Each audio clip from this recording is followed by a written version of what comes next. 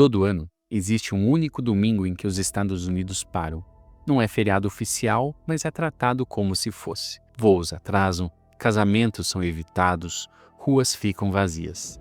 Mais de 100 milhões de pessoas sentam diante da televisão para assistir ao mesmo evento ao mesmo tempo.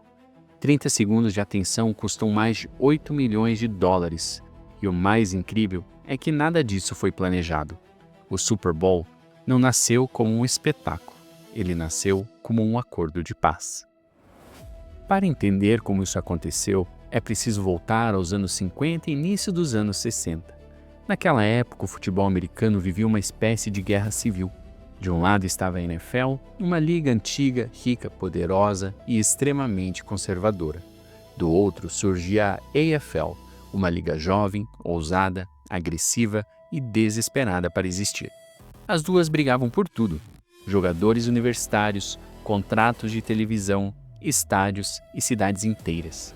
Essa disputa fez os salários explodirem e colocou vários times à beira da falência.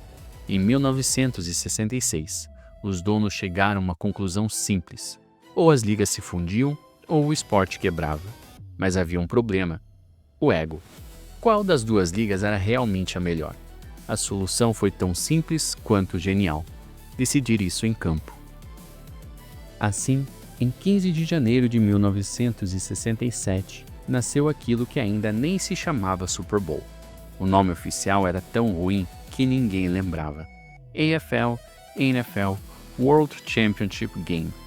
O jogo foi disputado no Los Angeles Memorial Coliseum. O estádio não lotou. Mais de 30 mil lugares ficaram vazios. Não havia show, não havia glamour, não havia espetáculo.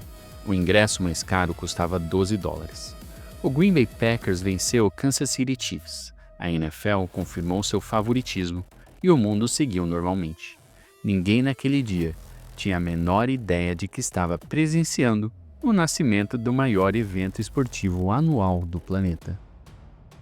O nome Super Bowl surgiu quase como uma piada interna. Um dos donos da AFL, Lamar Hunt, tinha visto a filha brincando com um brinquedo chamado Super Bowl e achou o nome engraçado. Ele começou a usar o termo em cartas e conversas, sem imaginar que estava criando uma das marcas mais poderosas da história do entretenimento. A partir do terceiro jogo, o nome virou oficial. Mas nos primeiros anos, o Super Bowl ainda estava longe de ser o que é hoje. Nos dois primeiros confrontos, a NFL simplesmente atropelou a AFL. A percepção geral era clara: a Liga Nova era inferior. O Super Bowl parecia mais uma exibição do que uma final de verdade. Até que em 1969 tudo mudou. O Super Bowl III colocava frente a frente o poderoso Baltimore Colts contra o azarão New York Jets. Os Colts eram favoritos por quase 20 pontos. 3 dias antes do jogo, o quarterback dos Jets, Joe Namath, fez algo que hoje parece inacreditável. Cercado por jornalistas, ele simplesmente disse: "Nós vamos ganhar o jogo, eu garanto." Aquilo soou como arrogância, loucura, marketing, mas não era. Os Jets venceram por 16-7. Naquele dia, uma barreira invisível caiu. O Super Bowl deixou de ser teatro e virou guerra. A fusão das ligas estava legitimada. O futebol americano tinha, finalmente, uma grande final de verdade. A partir dos anos 70, o Super Bowl começou a crescer junto com a própria NFL. Surgiram as grandes dinastias: o Pittsburgh Steelers de Terry Bradshaw, o Dallas Cowboys, que ficou conhecido como o time da América, o San Francisco 49ers de Joe Montana. O jogo virou um ritual nacional. Domingo, família, televisão, Super Bowl. Não era mais apenas sobre quem ganhava ou perdia. Era sobre legado. Era sobre entrar para a história. Era sobre imortalidade esportiva. Mesmo assim, por muito tempo, uma parte fundamental do espetáculo ainda era tratada como irrelevante: o intervalo. Durante décadas, o show de intervalo era ocupado por bandas marciais e apresentações esquecíveis. Era o momento de ir ao banheiro ou buscar mais comida. Até que no começo dos anos 90, a NFL cometeu um erro que mudaria tudo. Em 1991, uma emissora concorrente colocou um programa popular exatamente durante o intervalo do Super Bowl e roubou milhões de espectadores. A liga entrou em pânico. A resposta veio em 1993. O nome era simples: Michael Jackson. Quando ele subiu naquele palco, algo mudou para sempre. Ele ficou parado por mais de 1 minuto, em silêncio, e o mundo inteiro ficou olhando. Pela primeira vez na história, a audiência subiu durante o intervalo. Naquele dia, o Super Bowl deixou de ser apenas o maior jogo do ano.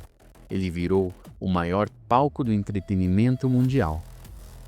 A partir daí, o show do intervalo virou um evento por si só. Vieram Prince, U2, Beyoncé, Lady Gaga, Rihanna. O futebol já não era mais o único protagonista da noite. E junto com isso, nasceu outro fenômeno completamente novo: os comerciais. O Super Bowl criou algo que não existe em nenhum outro esporte. Pessoas que assistem a um evento esportivo principalmente para ver propaganda. Empresas gastam milhões para contar histórias de 30 segundos. Algumas marcas foram literalmente construídas ali. Hoje, um único espaço de 30 segundos custa mais de 8 milhões de dólares. É o tempo mais caro da história da televisão. Dentro de campo, o Super Bowl também ganhou seu maior personagem. Se o evento é uma lenda, Tom Brady é o protagonista. Ele disputou 10 Super Bowls e venceu 7. Ele venceu mais Super Bowls do que qualquer franquia inteira da NFL.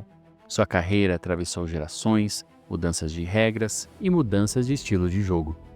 Hoje o Super Bowl é um império. É o maior evento esportivo anual do planeta. É a maior vitrine publicitária do mundo. É um fenômeno cultural. É o dia em que os Estados Unidos consomem mais comida do que quase qualquer outro do ano. São mais de 1 bilhão de asas de frango, milhões de pizzas e um país inteiro que por algumas horas gira em torno de um único jogo. O que começou com uma briga por ego entre donos de times virou uma religião moderna. O Super Bowl é a prova de que esporte não é só competição. É narrativa, é drama, é mito,